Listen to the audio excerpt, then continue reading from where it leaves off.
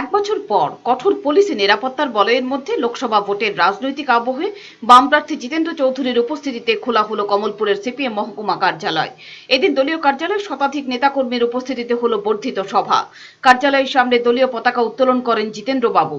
ছিলেন সিপিএম কমলপুর মহকুমা সম্পাদক অঞ্জন দাস, রাজ্য কমিটির সদস্য অমলেন্দু দেববর্মা, প্রবীণ নেতৃত্ব কমল কর, বীরেন্দ্র পাল, রঞ্জিত ঘোষ, হরিমাধব শর্মা প্রমুখ। এদিন সাংবাদিকদের জিতেন্দ্র চৌধুরী বলেন, রাজ্য জুড়ে বল্গাহীন সন্ত্রাস চালাচ্ছে বিজেপি আইপিএফটি। রাজ্যে ক্ষমতাসীন হবার পর থেকেই সম্পূর্ণ অগণতান্ত্রিকভাবে বন্ধ করে দেওয়া হয়েছে সিপিএম সহ বিরোধী রাজনৈতিক দলগুলোর কার্যালয়। আসলে কেন্দ্রে নরেন্দ্র মোদী সরকারের মতোই কথা রাখতে না পেরে জনবিচ্ছিন্ন হয়ে যাচ্ছে বিজেপি আইপিএফটি। আর এই ভয় থেকেই জন্ম নিচ্ছে সন্ত্রাস। এই লোকসভা ভোটে একটা বড় অংশের বিজেপি সমর্থকদের ভোট বিজেপির বিরুদ্ধে যাবে। সুবল ভৌমিকের মতো বিশিষ্ট রাজনৈতিক নেতা দল ছেড়েছেন, আরো বহু সুবল তৈরি রয়েছেন। কারণ সবাই বুঝতে পারছেন যে এবারে নির্বাচনে কেন্দ্রে মোদী সরকারের পতন ঘটবে, ফলে রাজ্যে ক্ষমতায় পরিবর্তন না হলেও যথেচ্ছভাবে চালানো যাবে না। তিনি বলেন, আজ মানিক ভান্ডারের পাশাপাশি কয়েকদিনের মধ্যেই কমলপুর সহ মহকুমার বন্ধ হয়ে যাওয়া বাকি অঞ্চল কার্যালয়গুলো অতি সত্বর খোলা হবে। মানিক ভান্ডার কার্যালয় থেকেই মহকুমায় দলের সকল নির্বাচনী কাজ পরিচালনা করা হবে। পূর্ব ত্রিপুরা আসনে জয়লাভের বিষয়ে তিনি নিশ্চিত বলেই দাবি করেন জিতেন্দ্র চৌধুরী।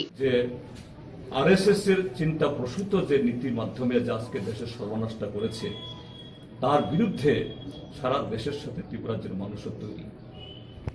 অল্প কিছু যুবকের এখানে সকাল থেকে প্ররোচনা, অর্থাৎ পায়ে পায়ে ঠেলে আমাদের এই সভাটা বা এই কর্মসূচি বানচাল করা যায় কিনা।